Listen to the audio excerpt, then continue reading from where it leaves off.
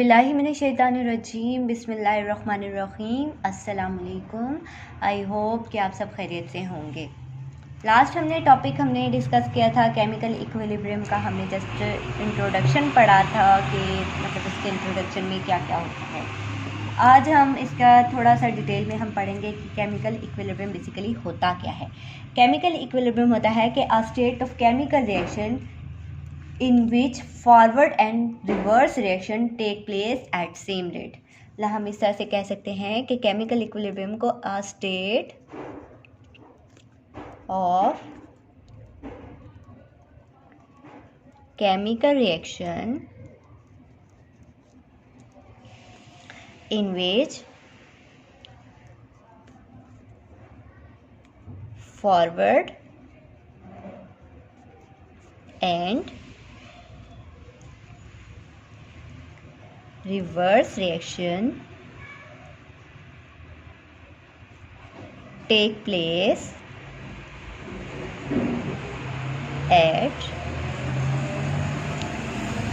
same rate। मतलब एक ऐसा केमिकल रिएक्शन जिसमें क्या होता है कि फॉरवर्ड और रिवर्स रिएक्शन जो होता है वो एक ही रेट में प्रेजेंट हो, एक ही रेट में पाया जाए, इसको हम बोलते हैं केमिकल इक्विलिब्रियम। केमिकल इक्विलिब्रियम का दूसरा नाम जो है इसको हम डायनामिक इक्विलिब्रियम भी बोलते हैं।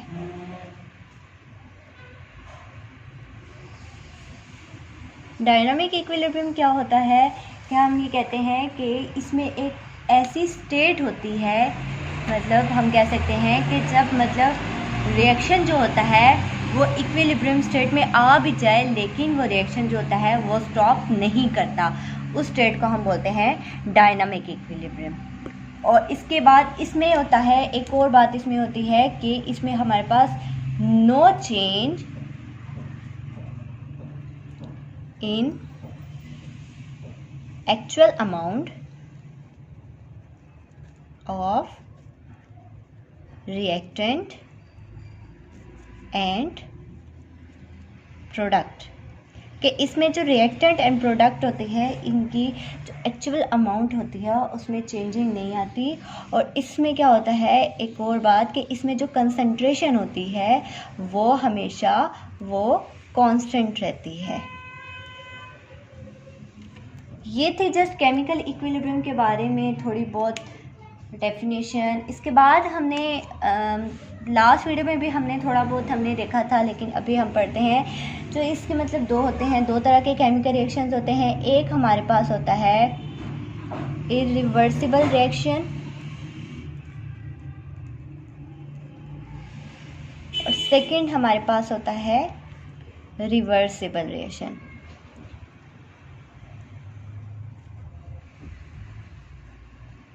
अब हम वन बाय वन हम दोनों को डिस्कस करेंगे। पर सबसे पहले अगर हम इरिवर्सिबल के बारे में हम डिस्कस करेंगे, इरिवर्सिबल रिएक्शन क्या होता है, तो इसके बारे में अगर हम स्टडी करेंगे इरिवर्सिबल रिएक्शन जो है बेसिकली ये होता क्या है। तो फॉर एग्जांपल मैं अगर यहाँ पे एक एग्जांपल लिखूँ कि मेरे पास हाइड्रोजन है बस मेरे पास ऑक्सीजन है, तो जब मैं इन दोनों की कम्बिनेशन से मेरे पास बने वाटर बन जाए, तो मोल ऑफ वाटर बन जाए।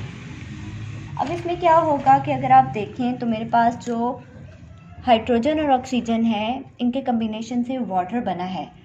अब वाटर जो है ये दोबारा से ये क्या हो कि ये डिकम्पोज नहीं होगा, ठीक है, या रिकम्बाइन जो है हम कह सकते हैं, ना तो ये डिकम्पोज होगा और ना ही ये रिकम्बाइन होगा। तो मतलब ऐसी स्टेट को हम कहते हैं कि ये इरिवर्सिबल रिएक्शन है, कि मतलब कि जो बस आगे चलता जाए लेकिन वो दोबारा से वो बैक वापस ना आ सके, ऐसे रिएक्शन को हम इरिवर्सिबल रिएक्शन बोलते हैं। इरिवर्सिबल रिएक्शन के अगर हम इसके कुछ करैक्टरिस्टिक्स की बात करें तो करैक्टरिस्टिक्स में इसको आप इजीली थोड़ा सा आप समझ सकते हैं कि इरिवर्सिबल रिएक्शन क्या होता है। अब इरिवर्सिबल रिएक्शन में जो पहली बात होती है वो कहते हैं कि जो रिएक्शन जो होता है इसमें वो प्रोसीड कर रहा है इन वन डायरेक्शन में। हम लिख सकते हैं कि जो रिएक्शन है वो प्रोसीड कर रहा है इन वन डायरेक्शन में। जैसे कि फॉर एग्जांपल आप ये रिएक्शन देखें कि रिएक्शन जब रिएक्टेंट से प्रोडक्ट में बना वो जस्ट एक ही डायरेक्शन में गया, मतलब जब हमने रिएक्टेंट से हमने प्रोडक्ट बना दिया, ठीक है। अब हम प्रोडक्ट से हम रिएक्टेंट दोबारा से वापस नहीं बना सके, तो ये हमारे पास जो होता है इरिवर्सिबल रिएक्शन होगा, ठीक है। कि मतलब जो चीज़ बननी थी वो बन गई है, अब उसको हम वापस जो है हम उसको बैक हालत में नहीं ला सकते, ठीक है। दूसरी बात, हम इसको जो रिप्रेजेंट करते हैं, रिप्रेजेंटेटेड बाय सिंगल एरो, हम इसको सिंगल एरो के साथ हम रिप्रेजेंट कर रहे होते हैं। मीन्स कि हम इसको इस तरह से एरो से रिप्रेजेंट कर देते हैं, जहाँ पे रिएक्टेंट और प्रोडक्ट जब बन रहे हों और वो इस एरो में हमें शो हो रहे हों, तो हम ये समझ जाएंगे कि ये हमारे पास जो रिएक्शन है ये इरिवर्सिबल रिएक्शन है। इसके बाद ये जो इसकी जो थर्ड हम इसकी कैरेक्टरिस्टिक करें कि जो ये रिएक्शन होता है ये क्या होता है, ये एक कंप्लीट रिएक्शन होता है। अब कंप्लीट रिएक्शन के बारे में मैंने लास्ट वीडियो में मैंने डिस्कस किया था कि एक रिएक्शन जिसमें तमाम के तमाम जो रिएक्टेंट्स होते हैं वो प्रोडक्ट में कन्वर्ट हो जाए, तो ऐसे रिएक्शन को हम कंप्लीट रिएक्शन बोलते हैं। तो इरिवर्सिबल जो रिएक्शन हमारे पास होता है ये क्या होता है, ये कंप्लीट रिएक्शन होता है। और इसके बाद इसमें हम कह सकते हैं कि इसमें कोई भी जो होता है इक्विलिब्रियम का फिनोमेना इसमें नहीं पाया जाता। Do not have the phenomena of equilibrium के, इसमें इक्विलिब्रियम का कोई भी फिनोमेना जो होता है वो नहीं पाया जाता। मतलब जो अगर रिएक्टेंट से प्रोडक्ट बन रहे हैं तो वो बन जाएंगे। और एक और जो इसकी फिफ्थ इसकी जो कैरेक्टरिस्टिक्स होती है वो क्या होती है कि ये जो इरिवर्सिबल होते हैं ये जनरली जो होते हैं ये फास्ट रिएक्शन होते हैं। मीन्स कि ये बहुत जल्दी जो है ये क्या करते हैं, ये रिएक्टेंट से प्रोडक्ट में कन्वर्ट हो जाते हैं। ये सिंगल स्टेप होता है और ये बहुत जल्दी जो है वो फास्ट हो जाता है, फास्ट रिएक्शन होता है। ये थी हमारी इरिवर्सिबल के बारे में। अब हम पढ़ते हैं अपने रिवर्सिबल रिएक्शन के बारे में कि रिवर्सिबल रिएक्शन क्या होता है। रिवर्सिबल रिएक्शन जैसे कि आप देखेंगे इसके नाम से जाहिर है कि रिवर्स मीन मतलब बैक हालत में आना, हम कह सकते हैं कि बैक वापस आना, इसको हम बोलते हैं रिवर्सिबल रिएक्शन। इसके कोई चीज़ आप जब रिएक्टेंट से प्रोडक्ट बनाते हैं लेकिन वो क्या होता है प्रोडक्ट से रिएक्टेंट में कन्वर्ट हो जाए, इस रिएक्शन को हम बोलते हैं रिवर्स रिएक्शन। फॉर एग्जांपल मैं यहाँ पे अगर मेरे पास आयोडीन हो और मेरे पास मैं हाइड्रोजन के साथ जब इसका रिएक्शन करवाऊँ तो ये मेरे पास बन जाएगा 2 हाइड्रोजन आयोडाइड बन जाएगा। अब जब ये 2 हाइड्रोजन आयोडाइड ये बन जाएगा, लेकिन क्या होगा कि मतलब इसमें मतलब कुछ ऐसा होगा कि ये दोबारा से क्या करेगा, ये प्रोडक्ट से रिएक्टेंट में कन्वर्ट हो जाएगा। मतलब मैं इसको अगर डिकम्पोज करूँ, इसकी डिकम्पोजिशन करूँ तो ये क्या होगा कि ये दोबारा से रिवर्स होके दोबारा से रिएक्टेंट में कन्वर्ट हो जाएगा। मतलब क्या होगा कि पहले ये क्या होगा रिएक्टेंट से प्रोडक्ट में कन्वर्ट होगा, फिर ये क्या होगा कि ये प्रोडक्ट से रिएक्टेंट में कन्वर्ट हो जाएगा, ठीक है। मतलब पहले ये क्या होगा कि ये लेफ़्ट टू राइट जाएगा, लेफ़्ट टू राइट, और फिर दोबारा ये राइट से लेफ़्ट की तरफ आ जाएगा।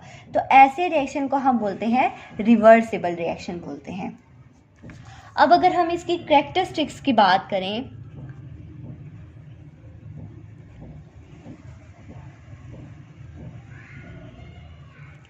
इसके अगर हम कैरेक्टरिस्टिक्स की अगर थोड़ी सी बात करें तो हम ये बात करें कि सबसे पहले देखें कि इसकी कैरेक्टरिस्टिक्स जैसे कि हमने रिएक्शन को देख के ही हमें पता चल रहा है कि ये रिएक्शन जो होता है ये 2 वेज प्रोसीड कर रहा होता है, ठीक है। ये 2 वेज प्रोसीड करता है, कौन कौन सा देखें, पहले ये फॉरवर्ड होता है और फिर ये रिवर्स हो जाता है। आप देखेंगे पहले ये फॉरवर्ड जाता है, मतलब रिएक्टेंट से प्रोडक्ट में कन्वर्ट होता है, और फिर सेकंड में क्या होता है ये दोबारा से प्रोडक्ट से रिएक्टेंट में कन्वर्ट हो जाता है। और प्रोडक्ट से रिएक्टेंट में कन्वर्ट तब होता है जब हम इसकी डिकम्पोजिशन करते हैं, डिकम्पोज करते हैं इसको, या इसकी रिकम्बिनेशन करते हैं, तो जिसकी वजह से क्या होता है कि ये प्रोडक्ट से रिएक्टेंट में कन्वर्ट हो जाता है। उसके बाद अगर इसकी हम दूसरी कैरेक्टरिस्टिक्स देखें तो इसको हम डबल एरो से हम इसको रिप्रेजेंट करते हैं।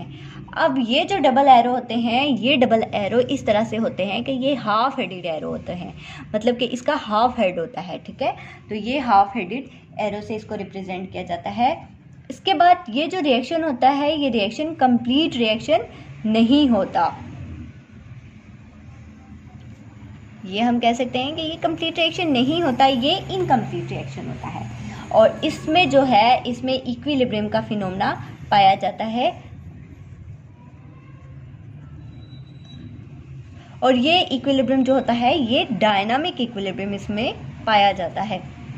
डायनामिक इक्विलिब्रियम के बारे में अभी मैंने आपको बताया था कि एक ऐसा मतलब रिएक्शन होता है जिसमें मतलब रिएक्शन से प्रोडक्ट में तो वो कन्वर्ट हो जाता है, लेकिन फिर भी वो रिएक्शन जो होता है वो स्टॉप नहीं करता। मतलब इक्विलिब्रियम स्टेट में जो है वो रिएक्शन रहता है, लेकिन फिर भी वो स्टॉप नहीं करता। तो ऐसे रिएक्शन को हम डायनामिक इक्विलिब्रियम बोलते हैं। और हमारे पास जो रिवर्सिबल रिएक्शन होता है वो हमारे पास डायनामिक इक्विलिब्रियम होता है। और इसमें क्या होता है कि इसमें जो क्वांटिटीज़ होती हैं हमारे पास, क्वांटिटीज़ जो होती है हमारे पास रिएक्टेंट्स की एंड प्रोडक्ट्स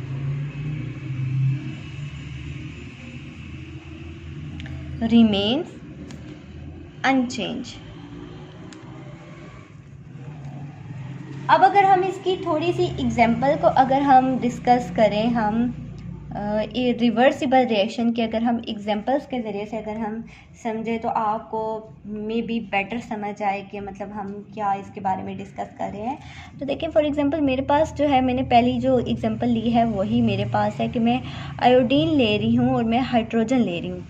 तो जब मैं इन दोनों को मतलब इन दोनों को मैं रिएक्शन इनका करवाऊंगी तो मेरे पास 2 हाइड्रोजन आयोडाइड बनेगा। अब देखिए आयोडीन का जो कलर होता है, आयोडीन का कलर होता है पर्पल कलर, और जो हाइड्रोजन होती है ये कलरलेस होती है, इसका कोई कलर नहीं होता। लेकिन जब मैं इन दोनों को हीट करूँगी, अब देखिए कि पहले इन दोनों का कलर, जब मैंने इन दोनों को मिक्स किया तो इसका कलर पर्पल बना, ठीक है। लेकिन जब मैंने इन दोनों को हीट किया, जब मैंने हीट करना शुरू किया तो ये इसका जो पर्पल कलर था वो डिसअपियर होना शुरू हो गया। और एक स्टेज ऐसी आ गई कि जिसमें जो हमारा प्रोडक्ट था ये हमारे पास क्या बन गया, ये कलरलेस हो गया, ठीक है। तो मैं ये जब ये मतलब पर्पल कलर से जब ये कलरलेस में होगा तो हम ये समझ जाएंगे कि ये हमारे पास क्या है, हमारे पास प्रोडक्ट बन गया है, ठीक है। तो जब ये रिएक्टेंट से ये प्रोडक्ट में बन जाएगा, इसका मतलब पर्पल कलर जो है इसका फेड होना शुरू हो जाएगा और वो कलरलेस में हो कन्वर्ट हो जाएगा। तो ये हमें पता लग जाएगा कि ये हमारे पास रिएक्शन जो है ये कंप्लीट हो गया है, मतलब रिएक्टेंट से प्रोडक्ट में कन्वर्ट हो गया है। लेकिन आफ्टर सम टाइम मैं इसको अगर दोबारा से मैं इसको हीट करूं तो मतलब इसका कलर फिर से पर्पल में आ जाएगा। अब जब इसका कलरलेस से ये दोबारा पर्पल में आ जाएगा तो जिससे मुझे ये पता चल जाएगा कि ये जो रिएक्शन है ये क्या हुआ, ये दोबारा से मतलब आयोडीन में और हाइड्रोजन में कन्वर्ट हो गया है, ठीक है। तो मीन्स कि ये क्या था कि पहले क्या हुआ कि ये आयोडीन से मैंने जब हाइड्रोजन में इसको कन्वर्ट किया तो ये 2 हाइड्रोजन आयोडाइड बना। लेकिन दोबारा से क्या हुआ कि जब मैंने इसी हाइड्रोजन आयोडाइड को मैंने दोबारा से जब हीट किया तो ये दोबारा से ये हाइड्रोजन और आयोडीन में कन्वर्ट हो गया, ठीक है। तो मैं इस तरह से कह सकती हूँ, अगर मैं इस इक्वेशन को मैं अगर ठीक तरीके से लिखूँ तो ये मेरे पास इस तरह से बना कि पहले हाइड्रोजन और आयोडीन का जब मैंने रिएक्शन करवाया तो मेरे पास 2 हाइड्रोजन आयोडाइड बना जो कि कलरलेस था। लेकिन आफ्टर सम टाइम मैंने इसका दोबारा से जब मैंने रिएक्शन करवाया, हीट करवाया, तो ये क्या हुआ कि ये इससे दोबारा से इसमें कन्वर्ट हो गया। तो जो कलरलेस से पर्पल कलर में दोबारा आना, ये मुझे ये बताएगा कि ये क्या है, ये दोबारा से ये जो है रिएक्टेंट और प्रोडक्ट में कन्वर्ट हो गए हैं। अगर इसी की मैं एक और एग्जांपल लूँ तो मेरे फॉर एग्जांपल मैं लेती हूँ कैल्शियम ऑक्साइड की मैं एग्जांपल लेती हूँ और कार्बन डाइऑक्साइड की एग्जांपल लूँ। तो जब मैं इन दोनों को जब मिलाऊंगी तो मेरे पास बनेगा कैल्शियम कार्बोनेट बन जाएगा, ठीक है। अब क्या होगा कि इसको मैं इस तरह से समझती हूँ। अब ये जो है ये रिएक्शन मेरे पास 2 फॉर्म में प्रोसीड करेगा। पहला इसका ये होगा कि देखें फॉर एग्जांपल मेरे पास ये है, एक मैंने फ्लास्क ली, अब इस फ्लास्क के अंदर मैंने डाला कैल्शियम कार्बोनेट डाला, ठीक है, मैंने कैल्शियम कार्बोनेट डाल दिया और नीचे से मैंने इसको हीट किया। जब मैंने इसको हीट किया तो मेरे पास कैल्शियम ऑक्साइड बना प्लस कार्बन डाइऑक्साइड बन गया। अब इस फ्लास्क के ऊपर मैंने क्या किया कि मैंने इसके ऊपर कोई भी ढक्कन जो है वो मैंने नहीं रखा, कोई भी कॉर्क मैंने इसके ऊपर नहीं रखा, तो जिसकी वजह से जो कार्बन डाइऑक्साइड थी वो क्या हुई, वो यहाँ से निकल गई बाहर।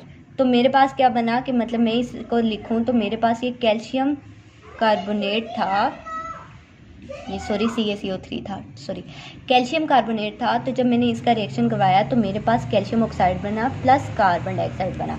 अब यहाँ पे ये कार्बन डाइऑक्साइड क्या हुई, ये हमारी एटमॉस्फेयर में शामिल हो गई। पहला तो हमारे पास ये हुआ। दूसरा मेरे पास इसका ये होगा कि मैंने दोबारा से मैंने फ्लास्क ली और इस फ्लास्क के अंदर मैंने क्या किया कि मैंने दोबारा से कैल्शियम कार्बोनेट मैंने डाला और इस बार मैंने ऊपर क्या किया, मैंने इसके ऊपर कॉर्क लगा दी। अब जब मैंने नीचे से हीट दी तो ये क्या हुआ, ये पहले calcium oxide plus carbon dioxide में कन्वर्ट हो गया।